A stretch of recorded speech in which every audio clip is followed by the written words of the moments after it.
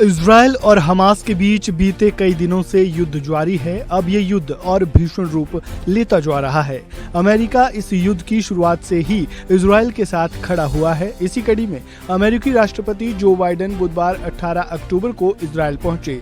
अमेरिकी राष्ट्रपति ने तेल अवीव में प्रधानमंत्री बेंजामिन नेतन्याहू से मुलाकात की। इसके बाद दोनों नेताओं ने संयुक्त प्रेस कॉन्फ्रेंस की। जो बाइडेन ने इस दौरान दो टूक शब्दों में जवाब दिया और इस पूरे युद्ध के पीछे हमास को जिम्मेदार ठहराया। बाइडेन ने कहा, कल गाजा के अस्पताल में हुए हमले से मैं बहुत दुखी और क्रोधित हूँ। मैंने जो देखा उससे ऐसा लग रहा है कि ये इजराइल ने नहीं बल्कि गाजा में बैठी दूसरी टीम ने किया है। वहाँ बहुत सारे लोग हैं जो इसे लेकर निश्चित नहीं है।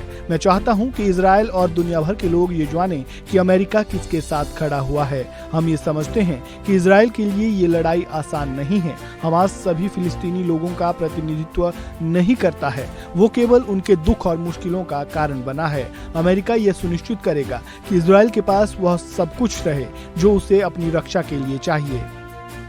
वहीं हमास हमले में मारे गए 33 अमेरिकी लोगों का भी बाइडेन ने जिक्र किया।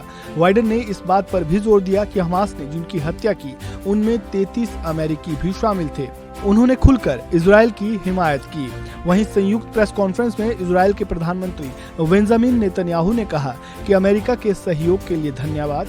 ये मानव सभ्यता और आतंकवाद के बीच लड़ाई है। इससे पहले इजराइल हमास जंग के बीच इजराइल की राजधानी तेल अवीव पहुंचे राष्ट्रपति जो बाइडेन का नेतन्याहू ने खुले दिल से स्वागत किया और दोनों नेता इस दौरान गले भी मिले। बाइडेन के इस दौरे के दौरान इजराइल और हमास के बीच जंग के समाधान पर चर्चा होगी। इससे पहले बाइडेन ने गाजा के अस्पताल पर अटैक के बाद 500 लोगों के मरने की घटना की निंदा की थी।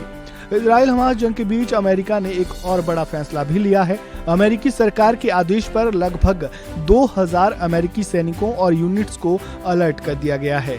अमेरिकी रक्षा मंत्री लॉयड ऑस्टिन के आदेश पर अमेरिकी सैनिकों को अलर्ट पर रखा गया है। यानी अगर हालात और बिगड़े तो अमेरिकी सैनिक भी इस जंग में नजर आएंगे। हमास से जंग के बीच अमेरिका पूरी तरह से इजराइल के समर्थन में खड़ा है। अमेरिका कई मौकों पर कह चुका है कि जब तक उसका अस्तित्व है वह इजराइल का साथ नहीं छोड़ेगा। आपको बता दें कि इजराइल और हमास के बीच जारी जंग में अब तक 4000 से ज्यादा लोगों की मौत हो चुकी है। हमास के हमले के बाद इजराइल ने ताबड़तोड़ कार्रवाई करते हुए गाजा पट्टी पर घेराबंदी कर दी है, जिसके कारण गाजा में बिजली, पानी और भोजन की सप्लाई बंद है। फिलिस्तीनी एनक्लेव की पूरी तरह से नाकेबंदी के बीच लोगों को पानी जैसी बुनियादी चीजें भी नहीं मिल रही हैं। लोगों को पानी लाने के लिए समुद्र के पास कुएं खोदने के लिए मजबूर होना पड़ रहा है। 2.3 मिलियन लोगों के घरों में संकट है। अस्पतालों के पास केवल कुछ ही घंटों का ईंधन बचा है। इस खबर में फिलहाल इतना ही। ताज़ा अपडेट के लिए बने रहें वन इंडिया हिंदी के साथ।